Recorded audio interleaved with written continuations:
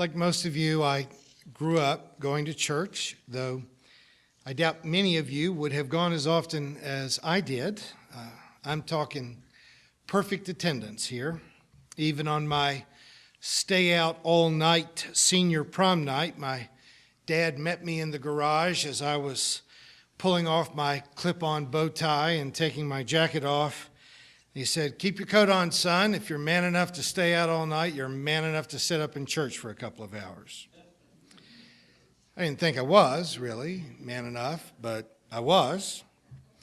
But even with perfect church attendance, church turns out to just give you a little bite of religion every week. I had regular doses of Jesus in Sunday school and in church all my life. But it wasn't till about 20 years ago when I was asked to teach a college course at Drury on the life and teachings of Jesus that I had to step back and take a look at the big picture, that I had to write a semester-long syllabus that was intended to communicate who Jesus was and what his message was. In church, you read a passage here, a passage there, you talk about what that might mean, what it means to you, but I never really had to ask myself, what's the uniting theme? What's the big point? What's the overall message? What makes Jesus important or different or noteworthy? Why in the 21st century do we still care to quote him? I'm indebted to Marcus Borg's little book, Meeting Jesus Again for the First Time, for helping to give me a big picture context. Borg points out that the primary message of Jesus is a message of radical compassion. And the primary conflict within the Gospels is a conflict between a message of radical compassion and the prevailing religion of purity or piety. Now you can see it here in our reading from the 15th chapter of Matthew today. Jesus is saying that all this obsession about kosher laws of things that if you touch them you're defiled or things that you can't eat, all of that stuff is really absurd. He even rather graphically says that everything you eat simply becomes sewage. I mean, Jesus can be quite graphic when translated literally. What matters is not what goes out of your mouth, but what comes out of it. Not what is in your body, what you touch, but what your heart produces, what your mind produces, what you say. It's important to see, though, that this is not a matter of Jesus Christianity versus Judaism or Jesus versus the Jews. This is a conflict between worldviews.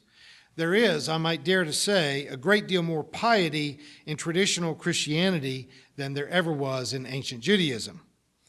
You've often heard me stress that the practice of a healthy spirituality has a great deal more to do with behaviors than it does beliefs, that creeds and doctrines don't matter as much as how you live and what you do. But in a sense, piety can masquerade as a religion of behaviors. I've often said that my mother's gospel was a gospel against smoking, drinking, dancing, and cussing. It was all about pious purity that did anchor itself in behaviors. The problem is that there was no compassion in that. There's no compassion in stressing behaviors that are focused on your individual purity or piety. It's all narcissistic. It's all about keeping oneself unstained by the world, to use Paul's language, to stay pure enough to be acceptable to God, as in St. Ignatius. If someone said to you today in casual conversation, "I believe I'm having impure thoughts," we would tend to think of sex right away, wouldn't we? As if sex were somehow ipso facto impure and defiling.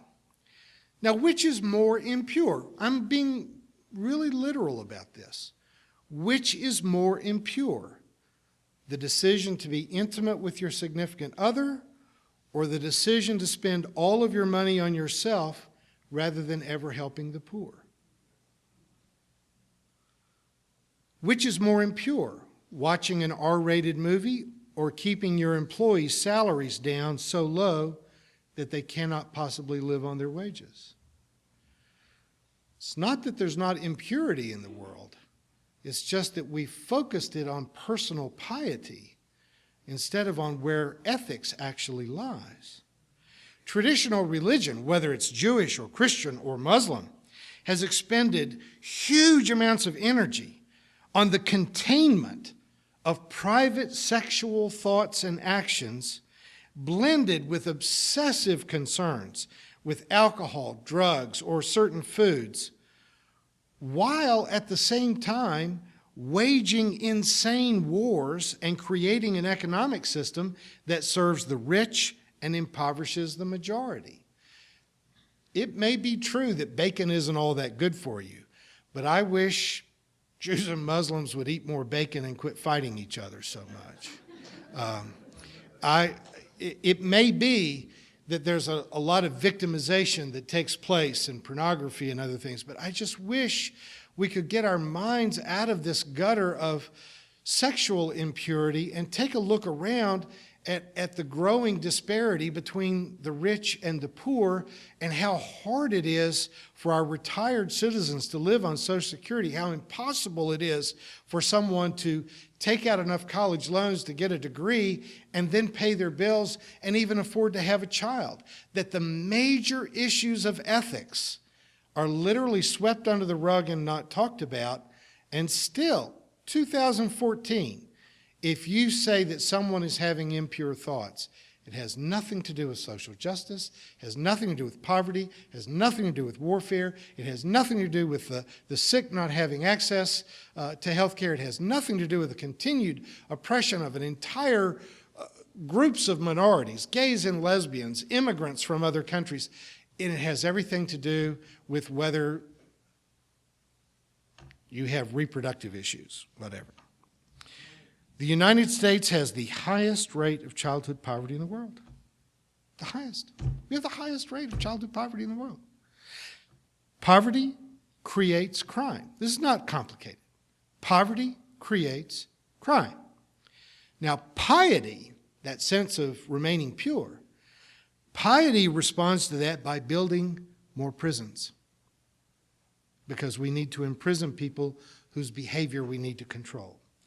Compassion says that we invest in our children, we give them decent housing, access to health care, and properly fund their schools. You can take a compassionate view of the problem of crime in the United States, or you can take a pietist view, where piety wants to punish and compassion wants to heal. You consider how the tragic murder of Michael Brown in Ferguson, Missouri, has unfolded in civil strife in this past week. And folks, the news media always wants to talk about the particular. This was a horrible thing that happened, that Michael Brown was murdered. But the reason that people are rioting and looting in the streets is not Michael Brown. It is an entire system of racial oppression. It's an entire system of impoverishing and underfunded schools and a school-to-prison pipeline.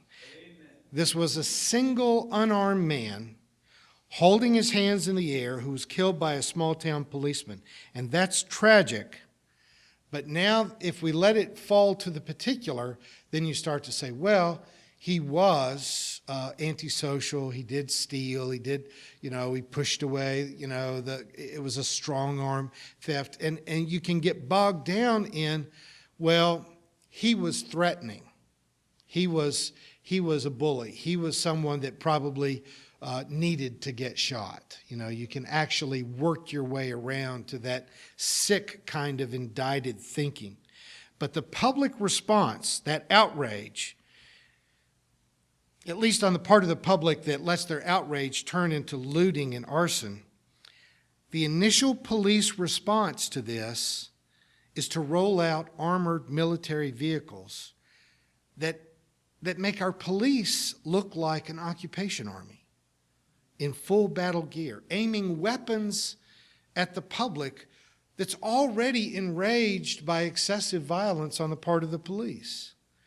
A more compassionate response by the state police, once they were put in charge of the situation, you see the officer in charge marching with the protesters. identifying with the protesters, understanding compassionately why they're angry. And I've got to say, I'll bet you that most of the people breaking into stores and looting have no idea exactly why they have the feelings that they have. They have lived with so much anger, so much disadvantage, so much oppression for so long that they don't even consciously have an excuse for why they're doing what they're doing. But it's part of our society's illness, part of our society's anger. But then you have this highway patrolman that's able to understand, to affirm their need for justice. Piety can enforce law and order. Compassion can change people so that they're not lawbreakers. The movement from looting and burning towards peaceful demonstration was halted as soon as the police are being demanded of them who was the policeman that did the shooting, who was the officer that did the shooting. So simultaneously, they offer the patrolman's name and the video of Michael Brown robbing a convenience store, which is just to say he needed shooting. You see, the official Pious technique was to display Michael Brown as a large, menacing black man engaged in petty theft, as if to say he was asking for it. Piety seeks to diminish a person's worth to the point that you don't have to see them as being a human being anymore. You remember in the early days of our awareness of the AIDS epidemic that people, even commentators on network news, even the gray-haired, respected news commentators would talk about the innocent victims of AIDS. And what did they mean by that? They meant infants that got it in the mother's womb, or someone that got it through a blood transfusion, or someone that got an accidental needle prick in a hospital room. What they meant is that anyone who contracted a lethal disease by being intimate with someone deserved to die. Do you see how crazy that is? Even my puritanical mother would have never suggested that sexual conduct was cause for execution. She may have come close at times. Exile, probably, but not death. The piety system cannot hold a candle to radical compassion. Whenever you put the two side by side, it becomes very obvious which way you want the world to be. So the tension in the Gospels was that Jesus' teaching about radical compassion and organized religion didn't measure up. The government didn't measure up. The police don't measure up. Banking doesn't measure up. The enforcement of wealth for some and poverty for the majority doesn't measure up. So they killed him. I mean, really, why did they kill Jesus? He was a threat to all of the piety system. It is no longer commonplace or acceptable to crucify people, thankfully. But the piety system in Ferguson, Missouri is still doing what it can. Interesting, isn't it, that they are now arresting journalists who are simply reporting on the police action. Now, I want to say this very clearly for all of you sitting here and for all of you that will view us online. In all 50 states in the United States, it is legal to video police at work. Don't ever let a policeman say to you, stop videoing or turn over your camera or turn off your camera. It is legal in the United States, and I hope it's legal in most of the countries that will hear this message. It is legal to videotape the police at work. In fact, video cameras are possibly the best defense against police violence. In Rialto, California, the city required every member of their police force to wear a camera on their uniform while they were on active duty, and there was a dramatic reduction in the frequency with which they draw their weapons or use their tasers or drew their baton. There has been, in Rialto, California, a 90% reduction in complaints of police brutality. 90% with nothing but a camera to say, if this is going to be reviewed, I believe that I will behave better. Now, I despise the NSA spying on American citizens and foreign government officials that we say are our friends. But there are times when having cameras turned on people help them to be human. H. Jackson Brown famously said that character is what you do when you think no one's watching. And that may be true, but even if they're only pretending to have character, I would like for our overly militarized police force to remember that they are here to protect and serve, not to harass and shoot. Talking about radical compassion offends the pious. And even in this pericope that Ashley read for us, they come to Jesus and say, "Did you know the Pharisees were offended by what you said?" I just wish the Gospels would tell us what the expression on Jesus' face was at that point, because I've had that said to me so many times. You know, that hurt somebody's feelings. You know, someone disagreed with you. You know, I'm like, turn off Fox News and listen to what I'm saying. Maybe you need to be offended. Maybe you need to get your little feelers hurt just a little bit if you think that protecting the institutions that cause oppression and violence and racism and poverty must be defended publicly. We have to speak out. To quiet the prophets of the gospel, they will threaten, ridicule, sometimes arrest and pepper spray, and sometimes they'll even shoot. But it was a message that Jesus of Nazareth thought was worth dying for, and I'm convinced that it's certainly a message that's worth living for.